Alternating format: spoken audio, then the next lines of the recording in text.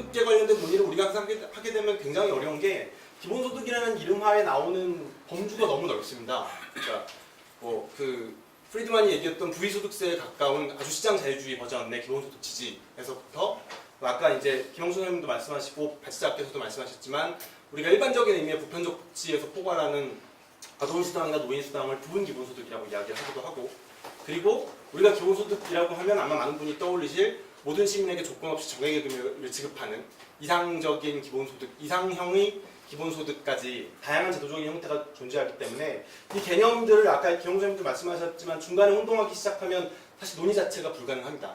그래서 저는 여기에서 발제자께서 발제하신 발제문도 그렇게 정의를 하고 있다고 생각하는데, 기본소득의 개념 자체를 기존의 복지와의 대체는 가능한 부분에서 최소화하면서 모든 시민에게 조건 없이 정액의 급여를 지급하는 것이 기본소득이라고 생각을 하고 말씀드리겠습니다. 이 정의에 따르면 아까 말씀드린 것처럼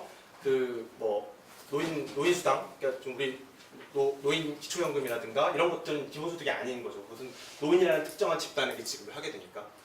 그렇게 하고 말씀드리겠습니다. 첫 번째 논점은 사실은 이게 이제 앞에도 나왔던 논점인데, 이 발제자께서 세 가지 기본소득의 역설을 말씀하시면서 지속적으로 선별적 복지와 기본소득을 비교를 하셨습니다. 그리고 선별적 복지는 내용상으로 보면 대체로 공공부조를 염두에 둔, 그래서 공공부조에 대한 기본소득의 우위를 이야기를 하셨는데, 앞서서도 말씀이 좀 나왔지만 기존의 사회복지제도가 자원을 할당하는 방식은 굉장히 다양합니다. 그러니까 공공부조가 대표적으로 자산조사를 통한 욕구를 가지고 자원을 할당하는 방식이고요.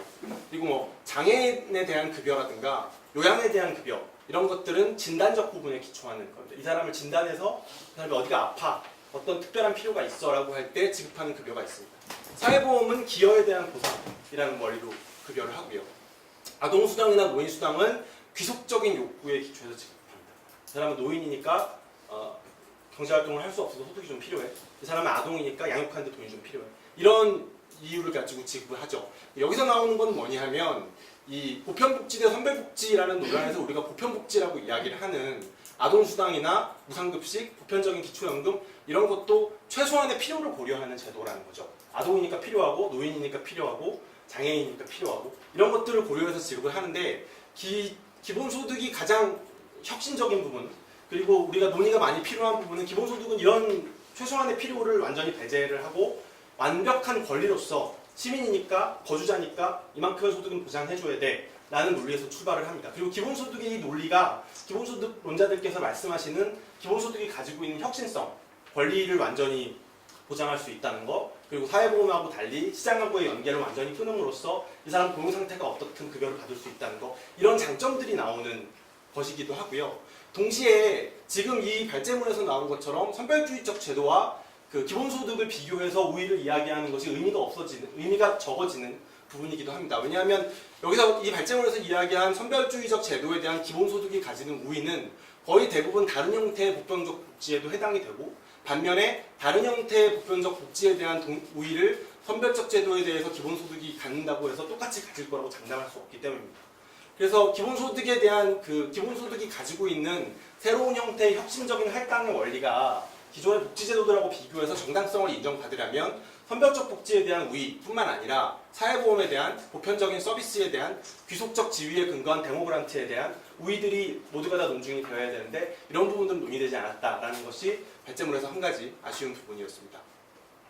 물론 기본소득을 도입한다고 할 때 이 기본소득이 기존의 공공부조만 대체할 거야, 기존의 사회서비스라든가 이런 다른 제도들을 대체할 계획은 아니야, 그러니까 거기에 대한 우위를 굳이 설명할 필요는 없어 라고 이야기할 수도 있습니다. 하지만 재원 문제를, 두 번째 단락에서 제가 말씀드린 재원 문제를 고려할 때는 한마디로 말씀드리면 총재원에서 경합관계에 있는 제도가 될 수 있기 때문에, 마찬가지로 기본소득이 상당히 의미 있는 수준의 소득이 되기 위해서는 앞서 말씀드린 여러 가지 할당 원리에 대한 우위가 증명이 되어야 된다고 말씀을 드릴 수 있을 것 같습니다.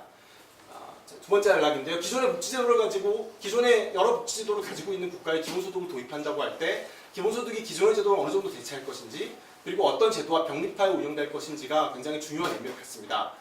여기서 발제자가 상정하고 있는 상황은 제가 이렇게 읽어보면서 판단한 걸로는 완전히 중복되는 현금급여, 기초생활보장, 기초연금 정도는 완전히 대체한다는 것을 염두에 두고 계실 것 같고요.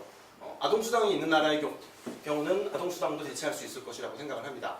하지만 서비스로 제공되는 그리고 발제자의 발제문에서 가치제의 성격을 갖는다고 이야기된 의료나 교육 그리고 발제문에는 나오지 않았지만 범위를 좀 넓히면 돌봄이나 고용 같은 서비스는 대체하지 않는다는 것으로 저는 판단을 했습니다.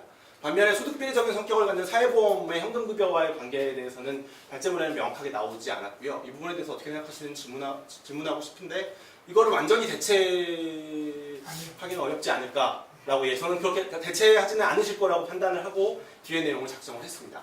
그러면 아래로 내려보시면 만약에 기본소득이 기존 복지제도를 최대한 대체한다고 하면 이게 소위 말하는 우파 버전의 기본소득이 될 텐데 이것을 논의하시는 건 아니라고 봤기 때문에 저는 여기에 대해서 이야기하지 않았고요.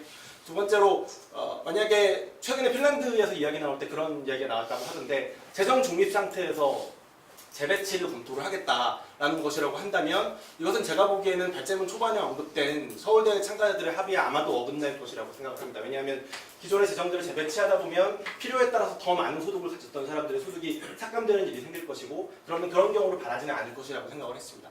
그럼 남은 가능성은 기존 제도를 최대한 많이 유지하면서 그 위에 기초연금을 잘못 썼으면 죄송합니다. 기본소득을 얻는 형태가 될 것이고 이거는 어느 나라나 상당한 정도의 추가 재정소득 소요를 요구할 수밖에 없다라고 생각합니다. 다시 말하면 증세가 필요하다는 거죠. 기본소득 문자들이 주장을 할 때 항상 행정비용 절감을 언급을 하는데 저는 사실 이게 클까라는 의문을 좀 가지고 있습니다. 첫 번째는 기존의 제도를 최대한 유지한다고 할 경우에는 서비스, 가장 행정비용이 많이 들어가는 서비스에 들어가는 행정비용은 다 그대로 유지가 될 것이고요. 기초소득보장 같은 경우에도 자활서비스 이런 거에 들어가는 비용 다 유지가 될 것이고요. 그러면 자산조사에 들어가는 약간의 행정비용이 절감이 될 텐데 이거는 상당히 많은 개인정보들이 전산화되고 있는 추세를 감안한다면 미래로 갈수록 미미한 수준이지 않을까라는 생각을 하고 있습니다. 그래서 기본소득에 도입하는 상당한 수준의 증세가 수반될 수밖에 없는데 소고복지국가의 경우를 놓고 보면 증세 자체가 이미 굉장히 어려운 과제가 되어 있습니다. 영구적 긴축이라는 맥락이 복지국가 연구자 사이에서는 뭐 상식처럼 이야기되는 건데 기존의 복지국가 프로그램들이 많이 성숙을 했고 인구 고령화로 인해서 수급자가 많이 늘어났고 반면에 경제성장 정체되고 실업률이 높아지면서 수입은 적어졌고 이런 상황에서 기존의 복지제도를 유지하는 것만 해도 버거운 것이 지금 서구 선진복지국가들의 상황이고 이 상황에서 기본소득을 깔아주기 위해서 더 많은 증세를 한다는 것은 굉장히 도전적인 상황일 것이다. 그래서 핀란드 정부에서 기본소득에 대한 검토기사가 난 다음에 허겁지겁 재정 중립 상태에서 기본소득 구상을 논의하고 있는 것이다. 이런 이야기들을 물론 우파 정부긴 합니다만 이야기했던 경향이 이런 것을 보여준다라는 생각을 하고요. 한국의 경우는 상황이 좀 다릅니다. 발제자께서도 언급하셨지만 한국은 분명히 증세를 할 수 있는 물리적인 여력은 있다. 정치적인 여력은 몰라도 물리적인 여력은 분명히 있다. 그리고 내만법도 단체 설립 때부터 줄기차게 복지 증세를 요구하고 있다. 그래서 우리는 재원을 더 마련할 수 있는 가능성이 분명히 있다라는 부분은 동의를 합니다. 근데 앞서 말씀드린 것처럼 기본소득의 할당 원리가 개인이 가지고 있는 개별적인 욕구들을 배제하는 것에 있기 때문에 이거는 권리적인 장점은 있지만 이게 과연 자원을 가장 잘 사용하는 방법일까에 대한 고민이 필요합니다. 단적으로 말해서 지금 어렵게 우리가 증세를 해서 일정한 자원을 더 확보한다고 했을 때 건강보험의 보장성 확대, 노인 빈곤 문제를 해결을 위한 기초연금이나 국민연금의 확대, 돌봄이나 요양서비스 공급체계의 질 개선, 장애인 대상의 급여나 서비스 개선, 실업자 대상의 고용 서비스 개선 이런 우리가 가지고 있는 이 제도들, 이 과제들에 비해서 기본소득이 더 우선순위라고 얘기할 수 있는가? 만약에 기본소득이 더 우선순위라고 얘기를 할 수 있다면 우리의 증세 여력을 기본소득이라고 활용할 수 있지만 이런 과제들이 기본소득보다는 더 우선인 것 같아 라고 이야기하게 된다면 이 과제들을 먼저 채우고 나면 아까 말씀드린 영구적 긴축의 직면에 있는 선진복지국하고 똑같은 상황에 우리도 직면을 하겠죠. 우리가 기본소득을 위해서 증세를 할 수 있는 여력이 있을까 그때에도? 라는 질문을 갖게 되는 부분인 것 같습니다. 앞서서 이제 기존의 복지제도에서 할당의 원리가 경제적 욕구 외에도 진단적인 욕구, 기여에 대한 보상, 귀속적 지위 이런 여러 가지 요소들이 사용된다라고 했는데요. 이런 여러 가지 요소들이 왜 이렇게 복잡하게 사용되고 있을까를 우리는 좀 더 고민할 필요가 있다고 생각을 합니다. 왜냐하면 이게 단순히 급여를 덜 주기 위해서 여러 가지 요소들을 가지고 있는 것이 아니라 비교적 보편적인 아까 말씀드린 보편적인 복지의 체제 수준에서의 보편주의를 구현하면서도 사람들이 가지고 있는 다양한 욕구를 최대한 보장을 해주기 위해서 만들어진 그런 방식이다. 적어도 부분적으로는. 그래서 아동에게는 보육이, 학생에게는 교육이, 아픈 사람에게는 의료가, 장애인에게는 이동권이, 노인에게는 수발과 소득이 더 필요할 수 있고 이게 단순히 필요의 유형이 다른 것뿐만 아니라 필요의 정도도 다르다는 거죠. 그런 상황에서 이런 모든 개인의 필요들을 배제하고 보편적으로 깔아주는 것이 가장 우리가 자원을 잘 사용하는 방법일까? 이것이 체제 수준의 보편주의를 구성하는 옵티멀한 방법일까에 대해서는 더 고민이 필요하다고 생각을 했습니다. 재분배 역설 얘기는 앞에 거의 중복되는 얘기라서 더 언급하지 않고 넘어가겠습니다.